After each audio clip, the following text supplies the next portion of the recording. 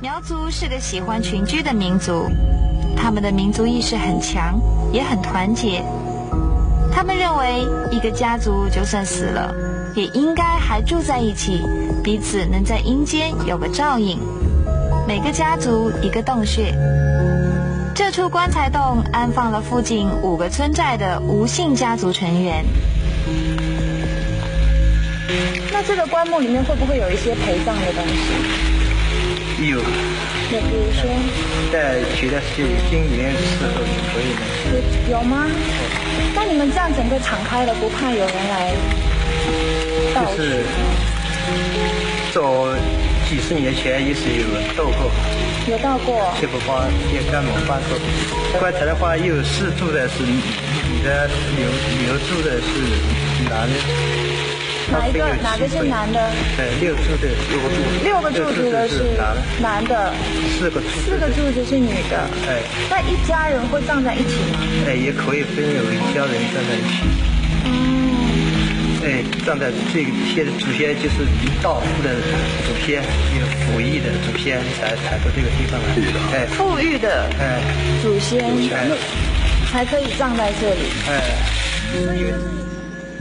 洞内宽大而干燥，虽然停放了200多具用杉木制作的棺木，却没有任何异味。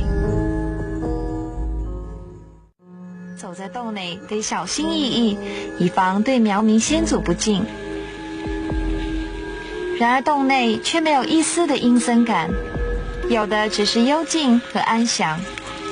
从岩壁落下的滴水声，一滴一滴如沙漏般滴下，是洞内时间在流动的唯一证明。我们刚才在洞口在烧香拜拜的时候，就看到烟全部都往洞里面去，然后在那边也感觉到风很大。我们站在这里就可以看到，原来在另外一边可以看到亮光，有一个很大的出口。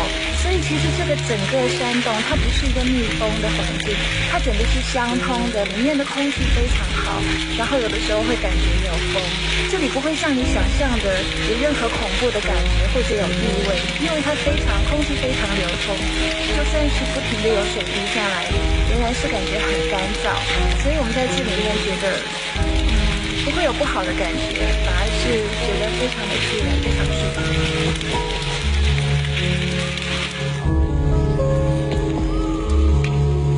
相传苗人祖先居住在黄河流域一带，神农氏是他们的老祖宗。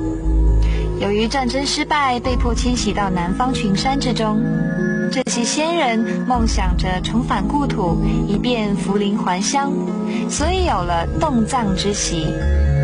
实际也就是一种停棺待丧的形式，也就是暂时把棺柩置放于山洞内，有待将来还乡，举行真正的安葬，以入土为安。我们可以看到的洞口的这些棺木基本上都是同一个朝向的，大致是东西方向。那这种方向有没有一些特别的意义？当然有了。我们说苗族的祖先们呢，我们说早些年就是很久以前呢，我们是居住在黄河流域的中下游一带。那么在我们这里呢，我们说是当时的东方苗族呢，我们祖先是由于战争的原因上代呢迁到了这里。那么苗族人认为呢，我们说整个洞葬的一种形式呢有一天他们要重返故里。另外一点呢，我们说苗家人认为洞葬这种方式的话，死者的灵魂呢是最容易达到说跟祖先说融合的这么一种境地。随着时间的推移，洞葬渐渐淡出了高坡苗人的生活。尽管近年来偶尔还会有村人将棺柩抬入洞中安葬，不过这毕竟只是个案。